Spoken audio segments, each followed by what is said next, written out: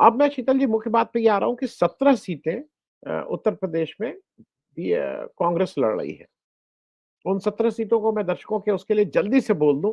अमेठी, रायबरेली, प्रयागराज, कानपुर, झांसी, बाराबंकी, बुलंदशहर, महाराजगंज, फतेहपुर सीकरी, वाराणसी, देवरिया, मथुरा, गाजियाबाद, सहारनपुर, अमरोहा, बांसगांव, सीतापुर। मैं इसमें से आज की तारीख में ये मानता हूं कि 6 सीट पे कांग्रेस की बढ़त है। जीतेगा हारेगा ये तो अलग बात है। मैं बढ़त वाली सीटों में रायबरेली को मानता हूं, राहुल गांधी की बढ़त है।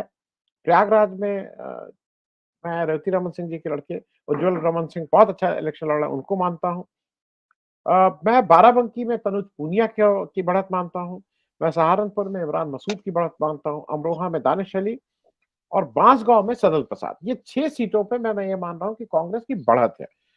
बाकी जगह फाइट में जो सीटें हैं, अमेठी की सीट अब आप ज्यादा बेहतर बताएंगे, आप तो बिल्कुल बगल के हैं, कि अमेठी में क्या स्मृति ईरानी स्ट्रगल करेंगी या जैसे एक वॉक होगा या किशोरी लाल जी कोई मैच नहीं है। एक जगह का मैं थोड़ा और इंटरेस्टेड हूँ शीतल जी समझने के लिए।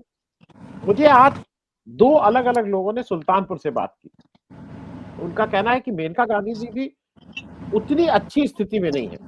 कितनी खराब ये नहीं कहा। उन्होंने कहा जैसे मेनका गांधी का पहले होता था क्या ही, और लोग मान लेते थे कि ये जीती हुई सीट है। वो भी सीट थोड़ी स्ट्रगल करेगी।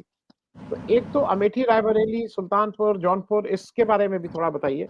और कल ये जो जो अब इसको गूगली कहिए या ये स्ट्रैटेजी, कांग्रेस के पास तो कई बार ऐसा हुआ है कि ईश्वर उनको कुछ कुछ नए नए रास्ते खोल देता है।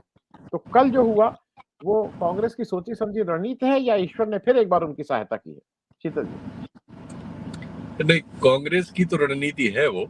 मैं कुछ सीटें इसमें बढ़ा दूं जो आपने कहा। इसमें झांसी की सीट भी कांग्रेस अच्छा लड़ रही है इस समय। प्रदीप जैन जी जी। फतेहपुर सीकरी एक सीट है जिसमें वो अच्छा कर रही है। मतलब उसमें अचानक बहुत अच्छा कर रही है, ये कहने लायक होगा। थोड़ा बहुत देवरिया भी उसका ठीक चल रहा है। ये सब आप उसकी अच्छी सीटों में कह सकते हैं। अभी जीतेंगे कितना ये अलग बात है। अमेठी की जहां तक बात है, शीतल जी आपके पास मुझसे किसी ने कहा है कि बुलंदशहर में जो वाल्मीकि जी लड़ रहे हैं उनको वहां के जाट जबरदस्ती जिता रहे हैं। उनके अपने जो लोकल, उनका कुछ ऐसा मामला बैठ गया है कि वहां पे भी कांग्रेस की स्थिति बहुत अच्छी है बुलंदशहर। हो सकता है, मुझे उसकी बहुत स्पष्ट जानकारी नहीं, इसलिए मैं उस पर नहीं कमेंट कर रहा हूँ। रही बात अमेठी की, अमेठी में चुनाव का पता कल या परसों तक चलेगा, क्योंकि एकाएक सबको उम्मीद थी कि राहुल गांधी नॉमिनेशन करेंगे। कांग्रेस के हर कार्यकर्ता को, यहाँ तक कि उन लोगों ने ऐसी सीक्रेसी बरती थी कि फॉर्म साइन कराए थे और प्रस्तावकों से जिस पे साइन कराए थे यही कह के कराए थे कि राहुल गांधी के लिए तैयारी हो रही है। और उनमें से एक ने बाकायदा, जिस सिग्नेटरी ने मुझसे बात की थी कि राहुल जी आ रहे हैं, रात में 10:30 बजे तक ये कंफ्यूजन था। फिर वो कुछ लोगों में क्लियर हुआ और सुबह जाके अल्टीमेटली क्लियर हुआ। तो अभी वो जो शॉक पोजीशन है अमेठी की, उससे वो कैसा रिएक्ट करेगी, निगेटिव या पॉजिटिव, ये 3 दिन में पता चलेगा। कार्यकर्ताओं में तो 70-80% लोग बाद में नॉमिनेशन में आ गए थे और उनकी भीड़ अच्छी खासी हो गई थी। मैं नहीं समझता था कि केएल शर्मा जी के लिए उतनी होगी, उतनी हो गई थी। तो इस लिहाज से हमें पब्लिक का जो रिएक्शन है इसमें, इस जो कांग्रेस ने फैसला किया है उससे जो उनको शॉक लगा है, उसकी प्रतिक्रिया वो पॉजिटिव करेंगे या निगेटिव, ये 1-2 दिन में पता चलेगा। इसलिए मैं अमेठी को अभी उस में रखना चाहता हूँ। आपने जो अन्य सीटों की बात की, ये सही है कि अखिलेश ने भी इस बार टिकटों के बंटवारे में कुर्मी और निषाद, 2 कम्युनिटी के ज्यादातर टिकट्स दिए हैं, काफी टिकट्स दिए हैं, शायद 10-10 के आसपास। उससे क्या हो रहा है कि ये अभी तक उनकी पार्टी को यादव और मुस्लिम पार्टी के तौर पर ही, माई पार्टी के तौर पर देखा जाता था। अब उसमें ये नए सोशल सेक्शंस जुड़े हैं जिनका बड़ा नंबर है। तो इससे बहुत सारी नई सीटों पर सुल्तानपुर समेत एकाएक समाजवादी पार्टी जो है उसने स्थितियां बदल दी हैं। और इसके नतीजे आप देखेंगे जब काउंटिंग वगैरह होगी, कि मुझे लगता है कि पहले तो लगता था कि वो पिछले वाले आंकड़े को छू पाएंगे कि नहीं, विपक्ष के बारे में ये शंका थी। लेकिन अब मैं ये कह सकता हूं कि वो उस आंकड़े से बेहतर करेंगे, इतनी संभावना तो बन गई है। और निश्चित तौर पर कांग्रेस का भी खाता अमेठी रायबरेली के अलावा भी अन्य जगहों से जरूर खुलेगा, बाराबंकी एक ऐसी सीट है, अमरोहा आपने ठीक ही कहा, सहारनपुर वो बहुत अच्छा लड़े हैं, वोट पड़ चुका है, अमरोहा में भी वोट पड़ चुका है, और ये जो फतेहपुर सीकरी एक बहुत अच्छी सीट उनकी एक उभर के आई है, झांसी में अच्छा लड़ रहे हैं, इलाहाबाद अच्छा लड़ेंगे, लड़ते हुए मिल रहे हैं। तो ये सब बहुत सारी नई संभावनाएं उनके सामने आई हैं। अब देखते हैं अल्टीमेटली तो चुनाव में क्या होता है। जी जी जी।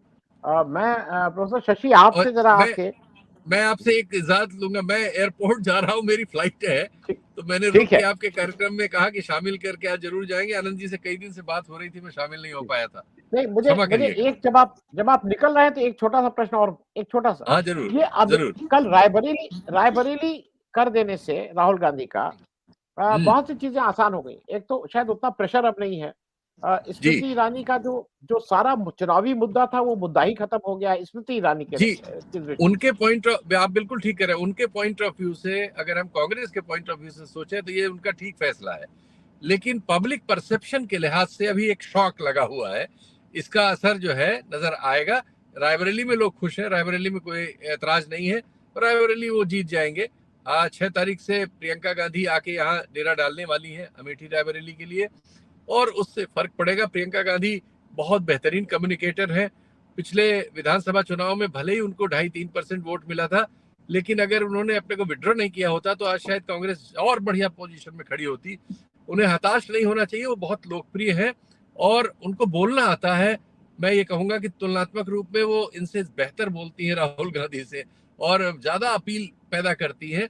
वो कंटिन्यू करती रहे, बस विड्रॉ कर लेंगी तो गड़बड़ होगा कि एक चुनाव में आप आए, चुनाव के बाद फिर आप गायब हो गए, वो नुकसान कर रहा है कांग्रेस को। लेकिन अगर वो एक कंटिन्यूटी रखेंगी तो एक बेहतर पोजीशन कांग्रेस के लिए पैदा करेंगी, ऐसा मुझे लगता है। शीतल जी, एक बहुत ही छोटा सा प्रश्न कर लूं। जो बेहतर आप कम्युनिकेटर कह रहे हैं, हम सब लोग मानते थे कि मोदी जी बहुत अच्छा कर रहे हैं, लेकिन अभी जो मोदी जी बोल रहे हैं उससे तो कांग्रेस का फायदा वो ज्यादा कर रहे हैं, मतलब जो बेस्ट कम्युनिकेटर था। उसकी वजह है क्योंकि मोदी जी के पास सूचनाएं आ रही हैं कि वो बहुत टच करने में मुश्किल होने वाली है।